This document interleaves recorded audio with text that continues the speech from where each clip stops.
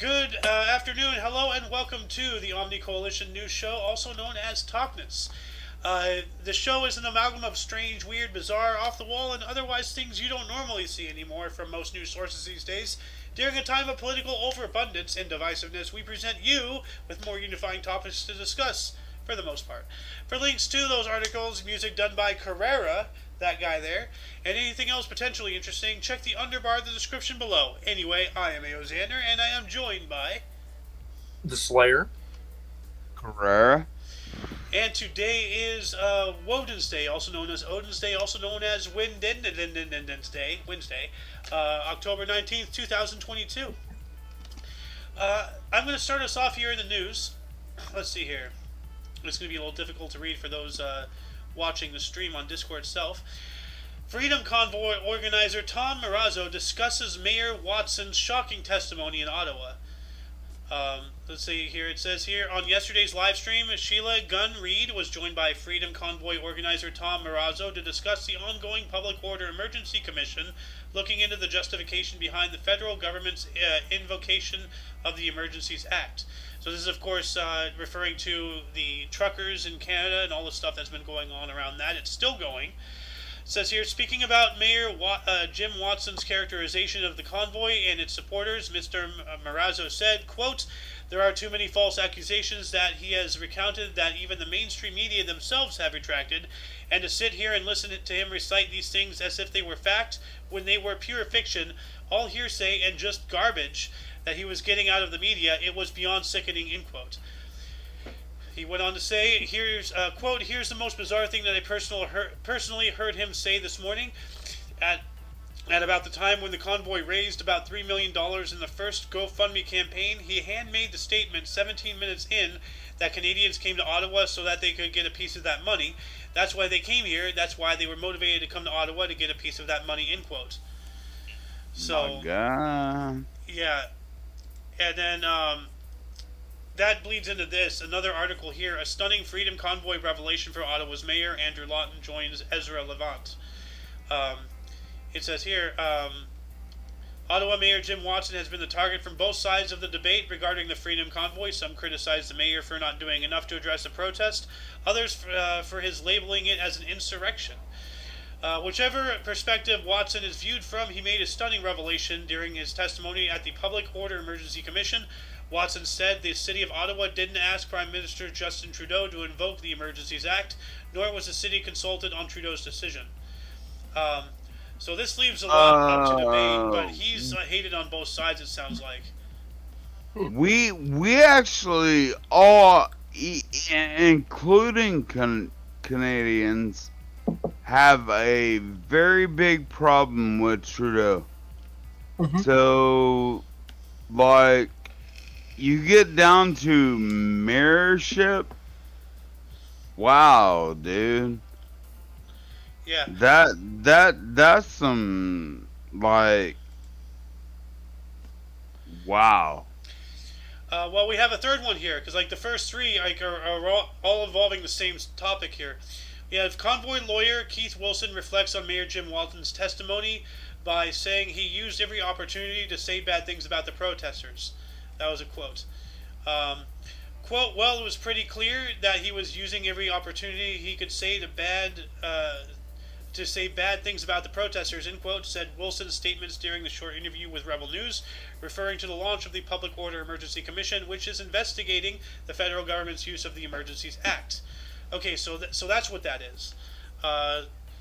So it's essentially like, yeah, go ahead. And people have to realize that Canada and the United States of America have the same functionality when it comes to the First Amendment. Not necessarily, because Canada, they are technically independent, but they still answer to the British Crown, and they have a different constitution. So not necessarily the stuff in the U.S., Constitution, Bill of Rights, and all of the what's it called, amendments and all that stuff. Uh, Yeah. Canada might have a lot of things similar or exact, but it's not the same. It's a different country entirely. So I don't know anything about Canada's politics or anything. If Grim ever decides to join, during our shows, she can talk about Canada. She's up in there. So we have a couple other Canadians in the server as well. I'm not entirely sure who, but yeah, no, this trucker thing has just really gone crazy, and I wonder, like, the one that went to, because I remember there was one out here in the States. It started off in some city out here in the desert areas of California, and then they convoyed all the way to Washington, D.C., did a whole shutdown on the freeway ring around the actual city, but I haven't heard anything really about that either. Yeah, they went through Texas as well. Yeah. So I'm from Texas. He's from Cali. I'm not sure where you're from. Rhombusser is somewhere on the East Coast. Pennsylvania. Oh, okay. Black and yellow, black and yellow. Anyway, let's move on up here. Some more from Rebel News. Quote, 14-year-olds can fire AK-47s at them, end quote. Musician Matthew Good jokes unvaccinated should be flown to the Congo. Wow. What? Yeah, let me see here. In a video posted to Facebook, the performer, who appears to be Matthew Good, pontificates about people, quote, protesting in front of hospital bays, end quote, before stating, quote, I guess what I'm saying is that I'd like to put those people on a plane and fly them to the Congo, and then they can get off and, like, 14-year-olds can fire AK-47s at them. Then they will know what it's like to live in real tyranny, end quote. Wow. That is so ignorant and befuddlingly stupid. Like, this is why I asked you yesterday, is this legitimate news? Well, I haven't really done a lot of, like, back references and all that stuff, but there's been several articles, like the one we reported on Monday, the COVID-19 strain in Boston. In one of the Boston universities, they created a strain of COVID-19 with an 80% lethality rate in mice. So that means. Oh yeah. Why are we making this? Why? Like, what's the point? Like, seriously, what's the point? It's very scary and very detailed. Yeah, and it's obviously for a bioweapon, and as China. Yeah. They're trying to copy China. Yeah, well, not just that, but like as Salty Cracker pointed out, and I believe him, because they got all of their biolabs in Ukraine shut down, so now they're doing the research here on states. So, but Yeah, that's ridiculous. So Yeah. That's terrible. me and you have two different opinions about Ukraine, but either way, Russia is scary. Oh yeah, no, I don't really have a solidified opinion on Ukraine because yeah, on one hand it sucks that they're getting invaded, but at the same time, like there is a lot of, U.S. political things happening in there. Like, John Kerry was like had something to do with over there. We did some shadow government crap that got their current president in there. Before him, it was more of a communist and Soviet Russia leaning, leader of the nation of Ukraine before we got in there. So, like we're meddling with other countries' affairs. We should butt out, Like it's not our place. If it's not the United States, it's not our business, Simple as that. So, Yeah, that's For sure, for absolute sure. So, and Putin, has been talking about wanting to be the new czar, and he's straight up said he wants to recreate the Soviet Union. So both sides are bad. There is no good side, bad. Well, there's bad sides. There is no good in either of this. So, like, I'm not even sure if there's a good side or bad side of the U.S. government. well, there's definitely more bad sides than good. I'll tell you that. Yeah. That's for sure. But let's move on up here. More from Rebel News. If Ramasur would like to read this, the topic of this article. Alrighty. Bank app tracks how many trees you've destroyed with your carbon footprint. The Commonwealth Bank has begun advising customers how much damage they have done to the environment with their carbon footprint based on monthly spending. Customers are now shown on their banking app how many trees have been destroyed as a result of their consumerism. And they are offered the chance to pay a fee to offset the destruction they have caused. Wow. The information is being provided to customers in a bid to push them toward more sustainable purchases. The Combank Group executive Angus Sullivan said the service would eventually advise customers about the carbon footprint for every transaction they made. That's good. That's- Wow. Like Now, that's... I'm Yeah. I'm not for or against any of this, but I can say that Pornhub has Oh, planted has actually planted a tree for big dick porn. Yeah, didn't they do for every like million videos watched, they planted a tree or something like that? It was yeah, something like that. Yeah, But it was big dick Energy. porn. Yeah. So essentially, So they did that, and then within 3 months, we lost any more land to build trees upon. Everything is just trees. That's some funny shit though. But yeah, no, this is interesting. I'm not against this really. I mean, that would be intriguing.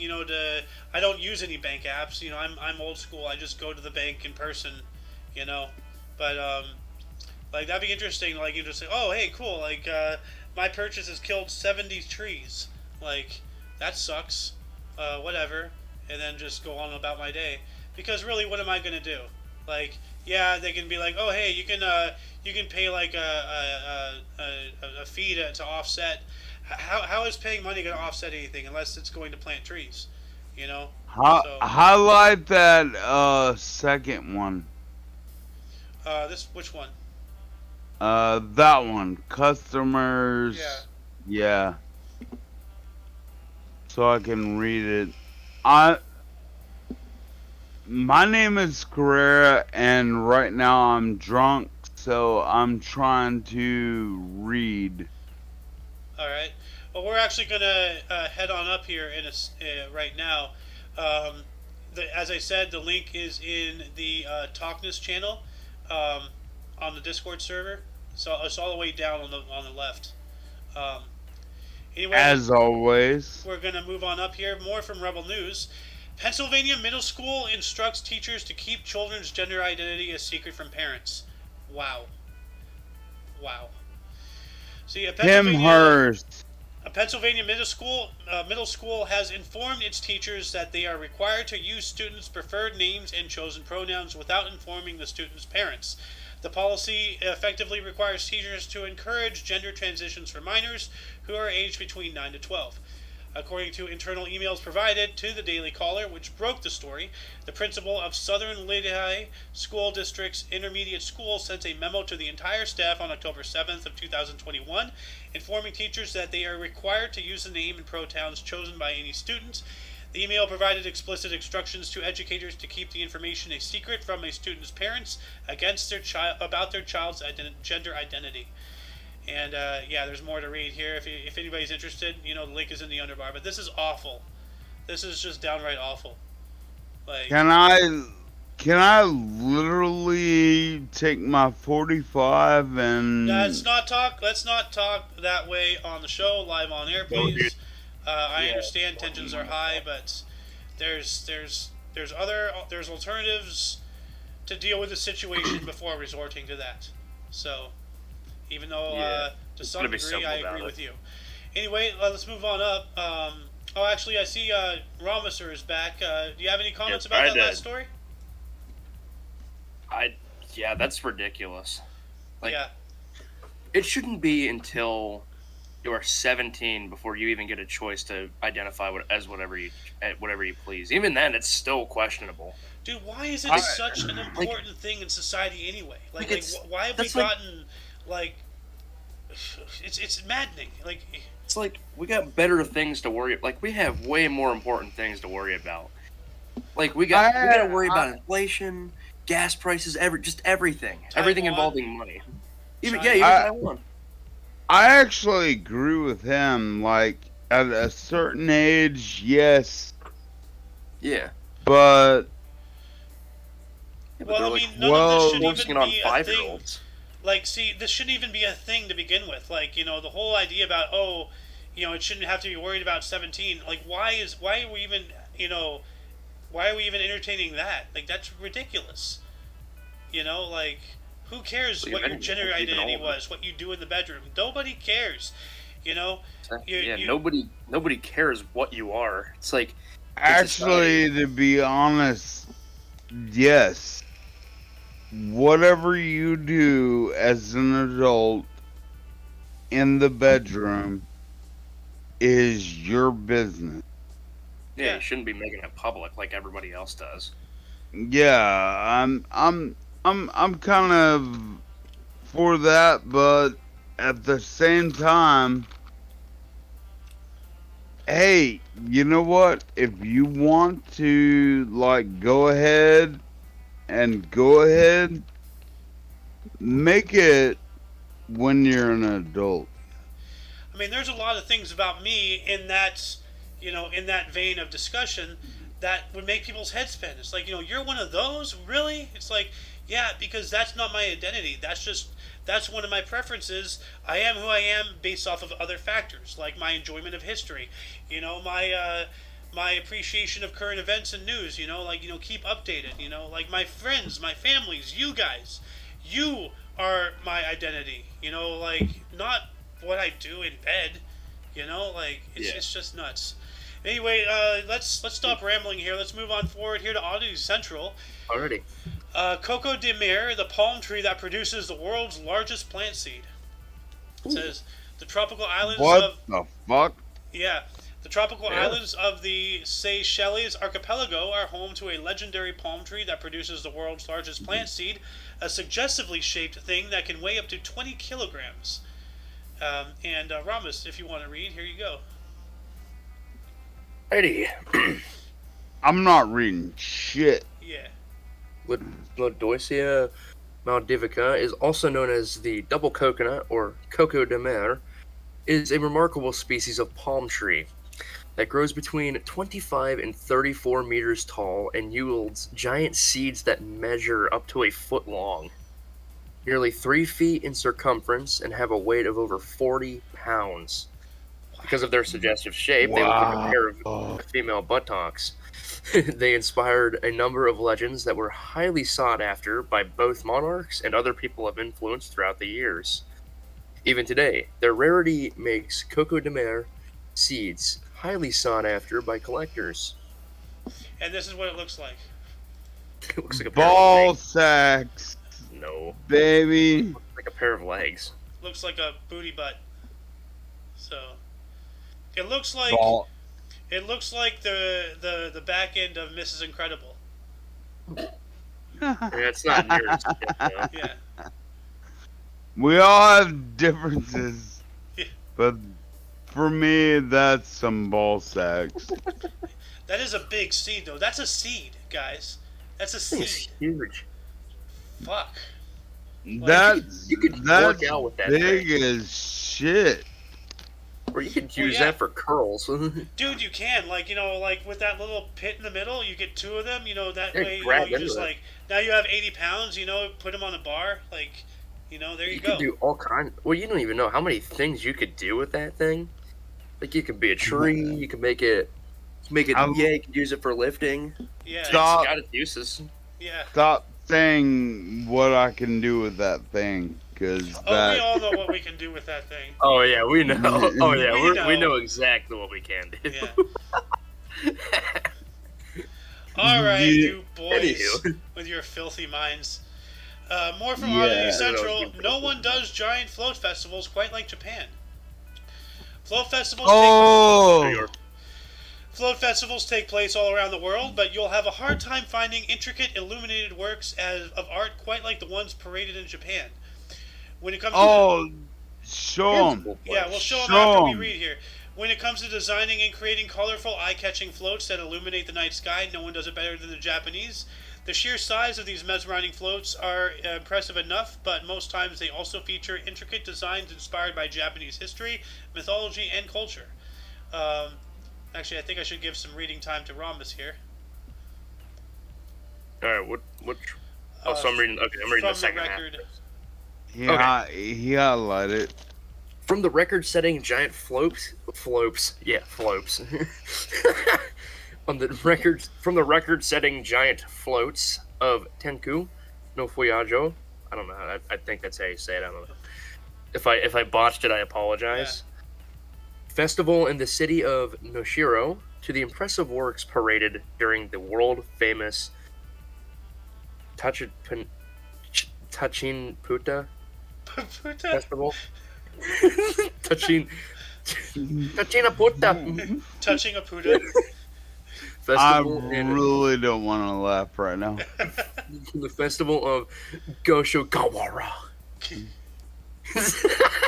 There are plenty of reasons why Japan is probably the best place to visit for giant illuminated floats. Now look It's also at really this. good for visiting other places. I have to increase the size of my my thing just to show you the size. Look at this. Look at that. It is huge. It's huge. It is Dude, gargantuan. there's so many things to do in Japan, though. It's unreal what you can Yeah. do there. It's huge. It's huge. Like, you could literally spend an entire It's month the- in Tokyo, do what you think is it's the everything. What's that? It's the greatest. It's the it's the greatest best. float of all time. Quite It possibly is- the best float ever. I guarantee it. massive float. Yeah. Imagine if it hits the power line. Oh god. It explodes. It's all that Oops. paper mache shit too. It's just Oh, it's just gonna burst open the flame. To be honest, they don't do all that all the time. They usually do the small balloons type Oh, thing. yeah. And those are beautiful. Yeah, isn't that China though? Those are Chinese lanterns. Although I guess Japan has their own. I think it's more of a Asian. No, it's Japanese. Dude, I swear. And they're very beautiful. And even that was beautiful. Yeah. Well, let's move But- on up here. Some more from Oddity Central. The Indian village where monkeys own 32 acres of land. Damn. I'll just Rhombus, why don't you take this? I've been doing a lot Alrighty. of reading. The people of Upla, a small village in India's Maharashtra, Maharashtra? Maharashtra. I don't know if that was Strange a names. question mark at the end. Allegedly hold the local monkey population in such high regard that they have had land registered in the animal's name. Wow. Monkey! Huh. Farmland is very precious in India, a country where land disputes between humans are fairly common. That only makes the situation in Upla, a village of 1,600 people and around 100 rhesus macaques. Reese's Pieces? That much more intriguing. Indians have always held the monkeys in high regard, feeding them and including them in various rituals. But the people of Upla have gone beyond that, registering 32 acres of land in the monkey's name, a fact acknowledged by the village head. So the monkey! I'm gonna say the village name Hoopla reminds me of that scene from SpongeBob, the guy just like yelling Hoopla, and he takes a brick to the head. Upla. But then, Hoopla. what else here? Reese's macaques, like Reese's Pieces. You only get Reese's Pieces after one of the monkeys encounter a landmine. Reese's macaques. Reese's they have macaques. cocks? Reese's. Wait. Oh no. Wait, Reese's have macaques? What? I'm not gonna explain what just That's through where my they brain. went. I know exactly what you're thinking too. I'm just gonna DM it to you. Actually, hold on a second. Yeah, very very funny shaped Reese's. We had a really funny show this day, and I will say this is one of the funniest. Did you read what I wrote? That's what you're Reeseifying, you know. Oh no! You got chocolate and peanut butter on my on the monkey, on the macaque. So. Oh my god! Yeah, I didn't even look, dude. That came out very wrong. Let's get back on track. Let's not turn this into a trash show.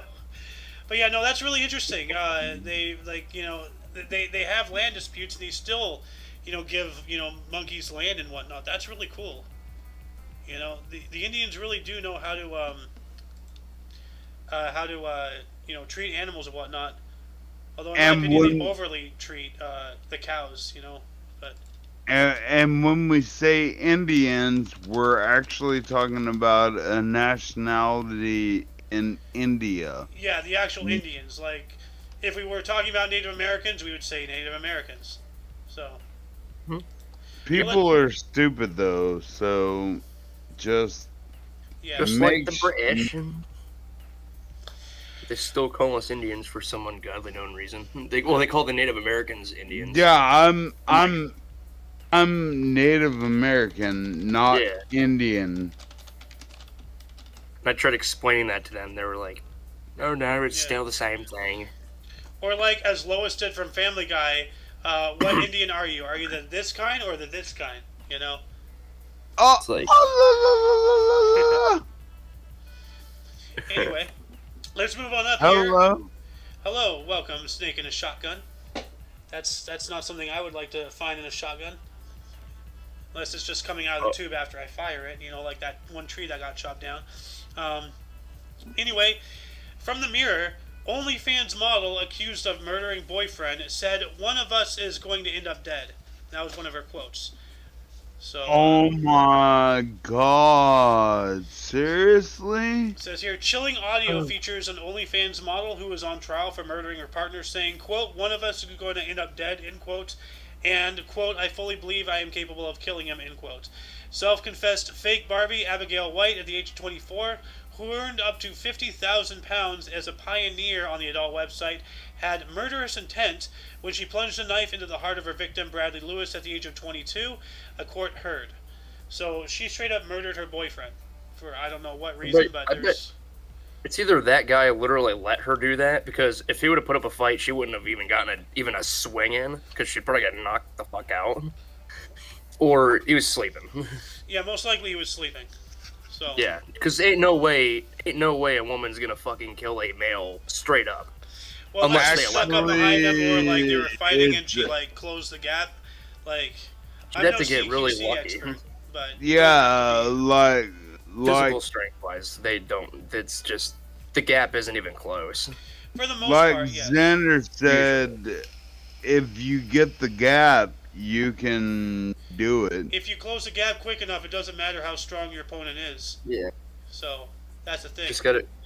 And then we got this metal song that I love. It's like, oh, it was so worthy.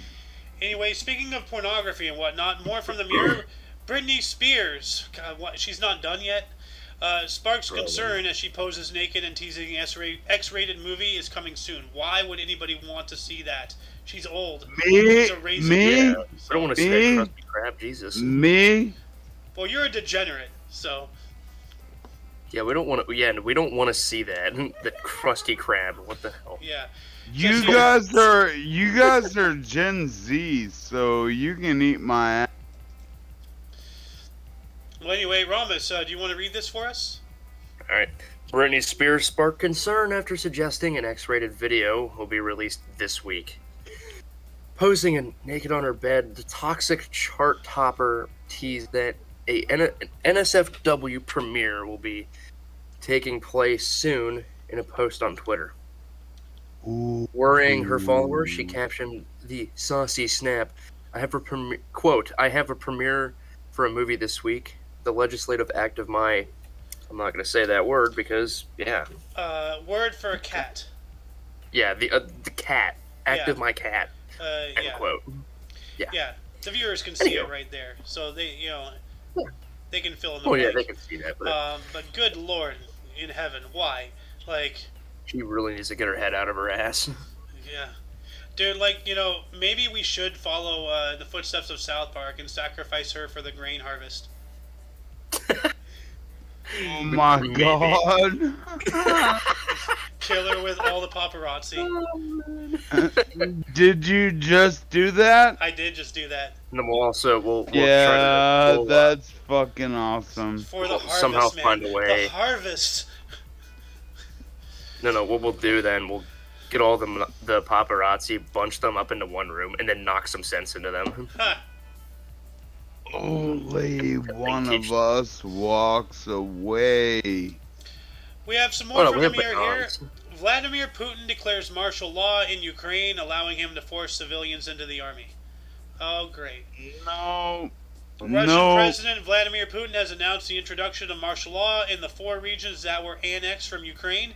The Russian leader addressed a National Security Council meeting and declared that the Donetsk and Luhansk People's Republics, Zaporizhzhia and Kherson regions will all be subject to the law. The decree states that the Kremlin has the power to carry out mobilization measures, as well as the, quote, authority to implement measures to meet the needs of the armed forces of the Russian Federation, end quote. One Russian journalist pointed out that Putin's executive order includes wording that would allow these special measures to be instituted anywhere or nationwide in Russia. So here we go. Can we actually say fuck? Yeah, we can, because we've been saying it for a couple weeks now, especially with that one submarine, with the tsunami nukes. Nobody knows where it's at. So, and they've been threatening nuclear war because of this, that, and the other. Like they're ready to go. They're ready to go all out. And this is all just from one country, Russia. China's just kind of just sitting back and just waiting, for their turn. This is really, really worrisome. It feels like we're living like in a giant form of Civilization 6 or something. We're just waiting for the next person to make their turn. I'm really actually scared. Yeah. And no matter what you feel about Ukraine or Russia, this is scary. It is. Because we even haven't started with the whole China and Taiwan thing yet. That is going to be the big one. Like, if nothing else gets us into the next world war, that's probably going to be it. We're already gonna... And guess who's gonna fucking pop in? Us? Yep. Well, I mean, we have to pop in when it comes to Taiwan because that's where the global research and development of practically every computing component comes from, is Taiwan. And not just for your computers, but for your phones, for your cars, for the computers that control, your power and water, plumbing, infrastructure, hospital, everything. Yeah. Everything that has a computer, everything that relies on any type of this technology, those components are researched and developed in Taiwan. And that is putting all your eggs into one basket if there ever has been a better, analogy. I've never heard one before. So, yeah. I'm for Ukraine. You're for Russia. I'm not for either of them, dude. You keep presuming I have a side. I don't. Russia has valid reasons to invade Ukraine, but at the same time, it's an invasion and people are dying. So that's not cool as well. So there's no, there's no, who's in the right, who's in the wrong. There is no that. They're both in the wrong. Thank God you feel that way. Yeah. But anyway, let's get into some more lighthearted news here. From UPI, squirrel blamed for power outage affecting nearly 2,000 people in Oregon. Ah! I did what? Oh, it's a rat. It's a rat. Squirrel! Fire. Burn Rhombus, it. you want to read this? Already. Yes. Hold on. I gotta yell at my dog. Squirrel! Alright, Rhombus, go ahead. Already. October 9th, UPI, a power outage that affected 1,953 customers in Oregon, was blamed on a single culprit, a squirrel. Portland General Electric said 1,953 customers in East Salem lost power at about 10:42 a.m. Tuesday, and the power was restored at 12:07 p.m. PGE said a squirrel was to blame for the outage, but the specifics of the animal's actions were unclear. Dominion Energy said about 10,000 customers in Virginia lost power in September when a squirrel came into contact with substation equipment. Power was restored after about an hour. So it sounds like it touched something and exploded, and then caused one of the transmitters or whatever. What are they called? The transformers. Transformers to like pop. Might have been a transformer. Yeah. It's usually how that happens. Yeah. So that's. Have you ever heard a transformer explode? Not up close. Mm-mm. So. I don't think I've ever heard one. I've never heard one explode. Because I don't live anywhere. They make a lot of noise. Oh yeah. Oh, I'd imagine. Yeah. Anyway, our last story of the day, once again from UPI. Former New York cab driver collects on 9-year-old IOU in Ireland. So it says here, Oh, food! a former New York City cab driver visited a bar in Ireland to collect the 2 pints of Guinness he was owed from an IOU given to him by a passenger 9 years earlier. John McDonough was driving his cab at New York at 4 a.m. in 2013 when he picked up Shane Gaffney, a Dublin resident who did not have the cash to cover his ride. Quote, he said he owned a bar in Dublin, and I said, yeah, everybody owns a bar in Dublin, end quote. McDonough told WNYW-TV, quote, but he says, no, I can get you some free pints of Guinness, end quote. The man determined the cab ride was worth about 2 pints of Guinness at the 2013 exchange rate between the dollar and the euro, so Gaffney wrote McDowell an IOU promising 2 pints at the Gaffney and Son pub in Dublin. Rhombus, sir, why don't you close this off here? Dublin. Finally made his way into Ireland 9 years later while touring off the meter.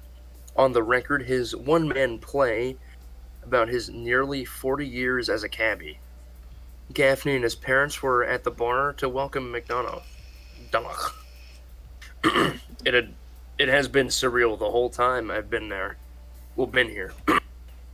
It's been unbelievable. When I arrived at the bar, there was a massive banner welcoming me, and McDonald told the Irish Independent. So that's really cool. Nice. That is really, really cool, you know? Like, Was That's awesome. that North Ireland or you know what? Let me look at this. What restaurant was it? Here we go. Dublin. Mm-hmm. So let's see here. Yep. Maps. so it was go. more Gaffney and Welsh. Yeah, Dublin, Ireland, which is it's right is that along like the the- largest? Yeah, that is the largest city in Ireland, and that is pretty big. That's like right on the. I was gonna say, yeah, that's like. Oh, it's like right off the coast, Yeah, right off the water. and the pub really is too. Like it's just Yeah, it's like that. separated probably by a about a- large green space. That would, dude, I would I'll love say to it's go probably visit about this. 300. I'd give it about like 300-400 yards gap between that and the ocean. Yeah, I Or would love maybe, to visit well, not this. the ocean, but like Oh yeah, the water. the bay. What is it? Isn't that the English Channel? Wait. Oh, no. Actually, wait. No. That goes through England. Yeah, no, Ireland is on the Yeah, west side of England. Well, yeah. The English Channel is here. It separates England and France. So, anyway, well, that's really cool. You know? Yeah. That is pretty neat. And that shall be it for the show. Once again, you can check the underbar of the description down below for any links you may find interesting, all the links to all the articles we just read, as well as everything, Omni Coalition. For your dose of hold on a second, my scripts. For your dose of different, on and otherwise unknown news, we stream Monday, Wednesday, Friday at 2 p.m. Pacific Time. 5 p.m. Eastern Standard Time. And 4 p.m. Central, which is Carrera's time. For all of you and all of us, I am Eo Xander. I am the Slayer. I'm Carrera. And you are you. And until you catch us this Friday, or if you're interested into history, tomorrow morning at 10 in the morning Pacific Time, for TDH, the state history. But whatever the case, next time you see us, until then, don't forget to look right and left at every intersection. Brave 5 thumbs and subscribe. Toodles! Toodles.